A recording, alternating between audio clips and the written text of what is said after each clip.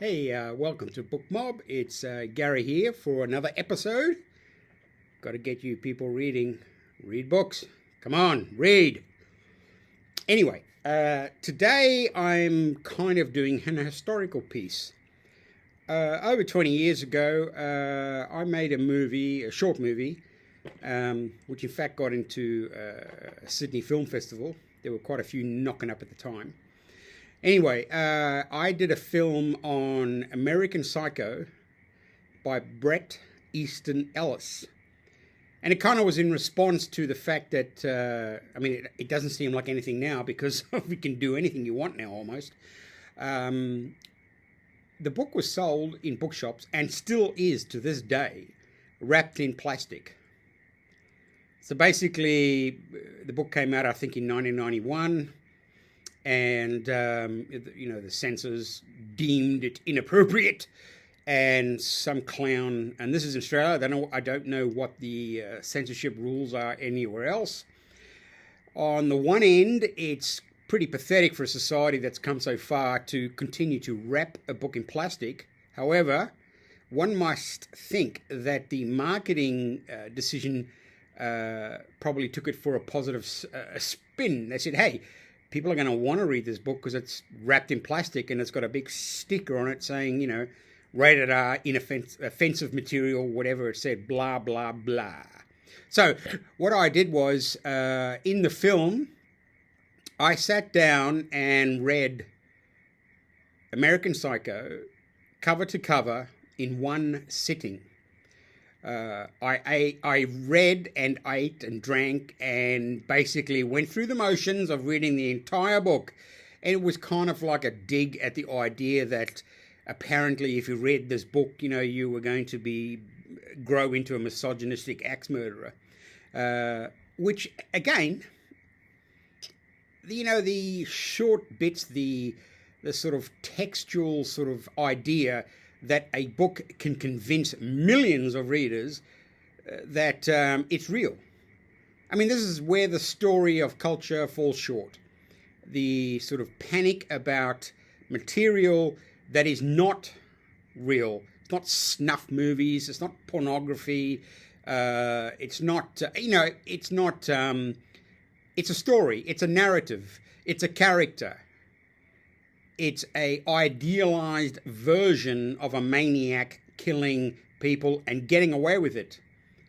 Well, if you read the novel, and I highly recommend you take this novel. I mean, I just read and did a video on Bret Easton Ellis's last novel, Shards, which was interesting, but nowhere near as intense, as engaging, and as amazing a book that American Psycho was when it was released in 1991. Now, I didn't read it in 1991. I only read it in 1999 when I made the film, because I didn't want to actually be turned on by previous ideas or, I read reviews and things like that for the film, but I wanted to come to the book cold. And, I read it straight through. And I've put my video on of the majority of the raw footage of me reading the book from, I think it took me about 9 hours maybe to read. I think 8 hours, 9 hours to read. And I read it straight. I had a few breaks, but nothing like, not even hours, just 5 minutes or so just to get my brain back in gear. Now, the book is intense. The book does have a very, very bizarre sort of narrative. The character in, basically 1980s yuppie who has zero empathy, is lost in his own bizarre figment of his own bizarre character. He's a zombie. He's definitely not a likable person. But then again, there are a few little scraps of information where you're going, is this real? Is this what he wants to do, or is this what he's doing? And I think it does play well into that idea of seeing the world through your own eyes. and the beautiful way that Ellis gets the character to talk about music. He has this really great engagement with how, bands formed, how they came together for the song. And it's really, it is an amazing book. And I think I seriously think it's one of the greatest books of the 20th century. And it was, at the time, people hated it. It was in the news, it was in the it was in magazines. Don't read this book, and blah, blah, blah. And it kind of made people read it. So again, you go, is this a marketing strategy? Have the marketing people at who published it, Picador, have they kind of got together and said, hey, we can sell this book pretty well if we make it unreadable, so to speak. So while I'm still a bit ambiguous about the reality of its censorship, in the fact that it's still sold to this very day, wrapped in plastic with a warning sticker on the cover, and I'm not sure what the sales are. I mean, it's never been out of print, as far as I know. I mean, it's a book that's just constantly. And look at that cover. How amazing! I mean, that's such a great cover. It says so much about the character, and also the way that Ellis seemed to know how to split the world between banal sort of references to music, pop music, and to albums and to album covers and to songs, yet at the same time, be using a chainsaw or an axe to kill people that the character doesn't like. And I read it in, like I said, there's 8 or 9 hours. It was a good read. It was a tough read, sitting there just going through it. And I really, really felt that it deserved a second reading. So I read it again, I don't know, about 5 years later. And this is the actual copy that I used in the film. And you know what? I don't have a copy of that film. I don't know where it is. I found the raw vision of me reading the book for those 8 hours and speeded it up. And I literally filmed it off an old TV because it was on a VHS tape. VHS, that's, that shows you how old I am. So I hope that you take the time to go to the bookshop tomorrow and say, you know what, I'm going to read this book. Read it. It is a good book. It's a good story. It's funny. It's scary. It's nasty.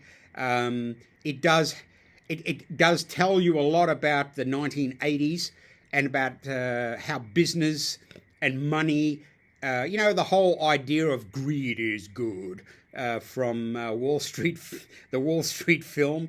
And also Ellis seems to have a way to tap into the pop cultural references and put his own style into that.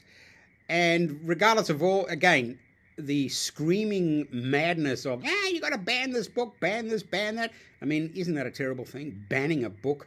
I mean, literally banning a book. And yet people still seriously wanted this book off the shelves. Of course it's misogynistic because the guy's a nutjob serial killer. But that doesn't mean that people who read it feel the same. I mean, this is the problem with culture at the moment. It's like if you say something in a fiction way, or even in a non-fiction way, that defines everything about you. So, no, I mean, look, grow up, read the book, take the time to pour yourself a thick cup of culture. That's what it is. And I hope that you guys out there who do watch this and do consider that reading is a very, very exciting, vital, and engaging pastime. Put your phones down, put your laptops down, and read a book. And if I'm talking about immersive reading, I immerse myself in this book. All right, so thank you for watching. And I'll be talking to Ian Backhouse in the next week, and I'll have an interview, and we'll be talking about 2 of his books. that have been published. He's a horror writer from England, and I'll have that interview up during the week sometime. Anyway, from Book Mob and Gary, goodbye. Read. Try reading. It's okay. It's not bad. Thank you. See you soon.